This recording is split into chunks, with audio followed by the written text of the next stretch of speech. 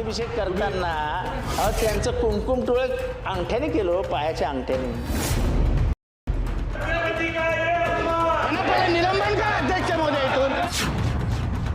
शरद पवार गटाचे आमदार जितेंद्र आव्हाड हे सातत्यानं वादग्रस्त वक्तव्य करतच असतात, पण सोमवारी विधानसभेमध्ये बोलताना आव्हाडांनी कहर केला.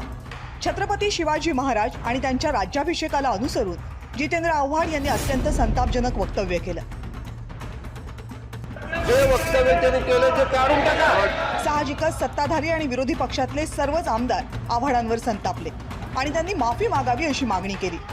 खुद्द विधानसभा अध्यक्षांनी त्यांना माफी मागण्याचे निर्देश दिले. पण आव्हाड तेव्हा चक्क फोनवर बोलत होते असा आरोप मंत्री शंभूराज देसाई यांनी केला. त्यांचा राज्याभिषेक करताना त्यांचं कुमकुम टोळ अंगठ्याने केलं, पायाच्या अंगठ्याने. लिहिलंय, पुस्तकात वाचा. अध्यक्ष महोदयांनी 3 वेळा सभागृहामध्ये आव्हाडांना सांगितलं की तुम्ही तुमचे शब्द मागे घेऊन दिलगिरी व्यक्त करा.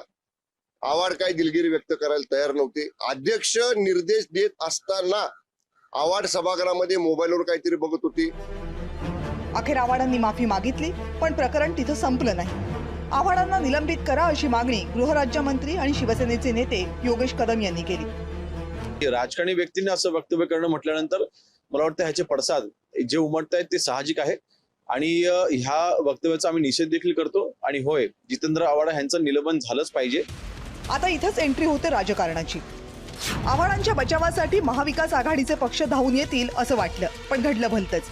माफी मागितल्यानं विषय संपलाय, निलंबनाची गरज नाही अशी भूमिका चक्क सत्तेत असणाऱ्या राष्ट्रवादी काँग्रेसनंच मांडली. सत्तेत जे तिन्ही पक्ष आहेत, आमचे पक्ष धरूया त्यात, ही लोक विधानसभेला अध्यक्षांना भेटायला जातील आणि त्यांना निलंबनाची मागणी करतील तर तो त्यांचा अधिकार आहे आणि त्यावर सर्वस्वी अंतिम निर्णय घेण्याचा अधिकार हे माननीय विधानसभा अध्यक्षांना आहे. या विषयाचं राजकारण होत राहील, पण छत्रपती शिवाजी महाराजांबद्दल अवमानजनक विधानं करणं, काल्पनिक गोष्टी इतिहास म्हणून सांगणं हे प्रकार कायमचे बंद व्हायला हवेत. कारण छत्रपती शिवाजी महाराज हे फक्त एक महान योद्धे आणि आदर्श प्रशासक नव्हते, तर अवघ्या स्वराज्याचं प्रेरणास्थान होते आणि राहतीलही. ब्युरो रिपोर्ट, जय महाराष्ट्र.